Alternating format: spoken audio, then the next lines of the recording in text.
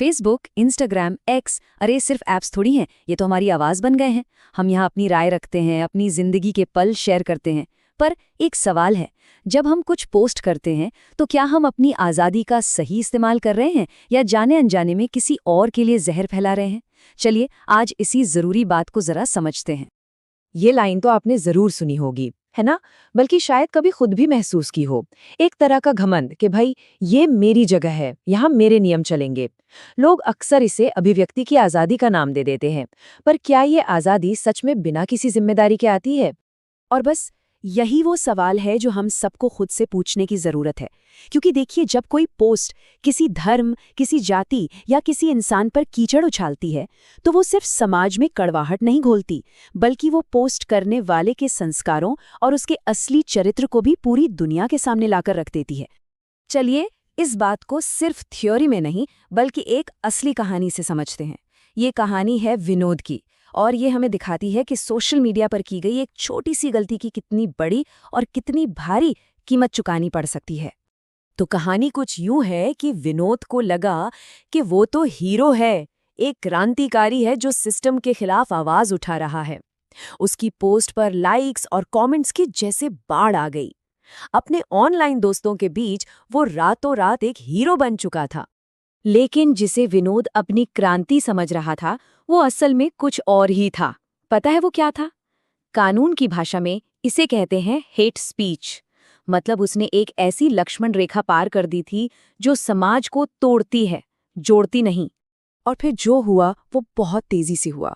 उसकी सिर्फ एक पोस्ट से शहर में तनाव का माहौल बन गया, और अगले ही दिन साइबर पुलिस उसके दरवाजे पर खड़ी थी। उसे आईटी एक्ट की बहुत ही गंभीर धाराओं के तहत गिरफ्तार कर लिया गया।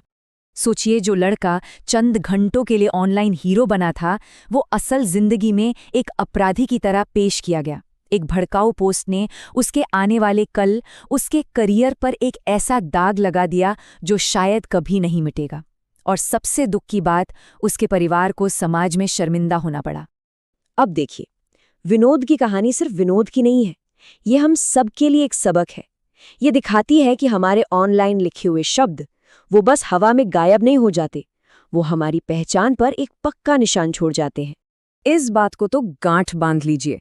आपकी सोशल मीडिया वॉल, आपका प्रोफाइल, वो एक आईने की तरह है। लोग आपको आपकी गाड़ी या कपड़ों से नहीं जानते, वो आपको आपके लिखे हुए शब्दों से जानते हैं। अब ये आईना दुनिया को क्या दिखा रहा है, ये पूरी तरह आपके हाथ में है। अब इस स्लाइड को जरा बहुत ध्यान से देखिए। ये आलोचना और अपमान के बीच का बारीक सा फर्क बताती है। सरकार की किसी नीति या किसी के काम की आलोचना करना, ये आपका हक है। लेकिन जब आप विचारों को छोड़कर सीधे उस इंसान पर हमला करते हैं, गाली गलौज करते हैं, तो वो आलोचना नहीं रहती, वो अपमान बन जाता है। अपनी असहमति तर्क से जताइए, जहर से नहीं। और हाँ, एक बहुत बड़ी गलतफहमी है जो लोगों को होती है। वो सोचते हैं कि डिलीट बटन दबाने से सब कुछ खत्म हो जाता है। नहीं, इंटरनेट की दुनिया में कुछ भी हमेशा के लिए नहीं मिटता। आपका लिखा हुआ एक एक शब्द कहीं न कहीं किसी सर्वर पर मौजूद रहता है, और वो सालों बाद भी आपके सामने आ सकता है। तो अब सवाल ये है कि हम कर क्या सकते हैं? हम एक बेहतर और जिम्मेदार डिजिटल नागरिक आखिर बने कैसे? चलिए अब बात करते हैं कुछ आसान सी लेकिन बहुत पावरफुल आदतों की, जो हमें ऑनलाइन दुनिया में एक बेहतर इंसान बना सकती हैं। ये 5 आदतें आपकी डिजिटल सुपर पावर हैं, इन्हें याद रखें। पहला, अपनी भाषा पर कंट्रोल रखें। दूसरा, कुछ भी शेयर करने से पहले, खासकर कोई चौंकाने वाली खबर, बस 2 मिनट लगाकर गूगल पर उसकी सच्चाई जरूर जांच लें। तीसरा, किसी से असहमत है, कोई बात नहीं, ट्रोल मत बनिए, तर्क से बात कीजिए। चौथा, दूसरों की भावनाओं का सम्मान करें। और पांचवा, कोशिश करें कि आपकी हर पोस्ट नफरत नहीं बल्कि कोई सकारात्मक बदलाव लाए। जब हम सब मिलकर इन आदतों को अपनाते हैं, तो सोचिए कि होता क्या है। अफवाहें और फेक न्यूज़ फैलना बंद हो जाती हैं। नफरत की जगह समझदारी वाली बहस होती है। हर किसी को इज्जत मिलती है, और हमारा जो ऑनलाइन स्पेस है ना, वो हम सब के लिए ज्यादा सुरक्षित और पॉजिटिव बन जाता है। आखिर में बात सिर्फ एक इंसान की नहीं है। एक बेहतर, साफ सुथरा डिजिटल समाज बनाना हम सबकी, जी हाँ, हम सबकी सामूहिक जिम्मेदारी है। याद रखिए, आपकी प्रोफाइल सिर्फ कुछ तस्वीरों का कलेक्शन नहीं है। ये आपकी डिजिटल पहचान है। आपका हर लाइक, हर कमेंट, हर शेयर आपकी इस पहचान को बना रहा है या बिगाड़ रहा है। इसे बहुत बुद्धिमानी से इस्तेमाल करने की जरूरत है।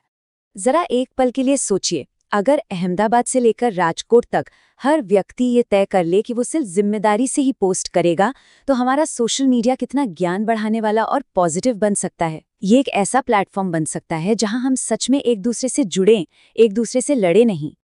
और इस पूरी बातचीत का सार बस यही है, बोलने की आज़ादी का मतलब ये बिल्कुल नहीं है कि हम कुछ भी बोल दें। इसकी असली ताकत, इसकी असली खूबसूरती तब सामने आती है जब हम इसका इस्तेमाल सोच समझकर और जिम्मेदारी के साथ करते हैं। तो मेरा आप सबसे बस एक सवाल है, क्या हम सब मिलकर एक पॉजिटिव डिजिटल गुजरात बनाने का संकल्प ले सकते हैं? एक ऐसी ऑनलाइन दुनिया जहां नफरत की कोई जगह ना हो। याद रखिए, बदलाव आपसे और आपकी अगली पोस्ट से ही शुरू होता है।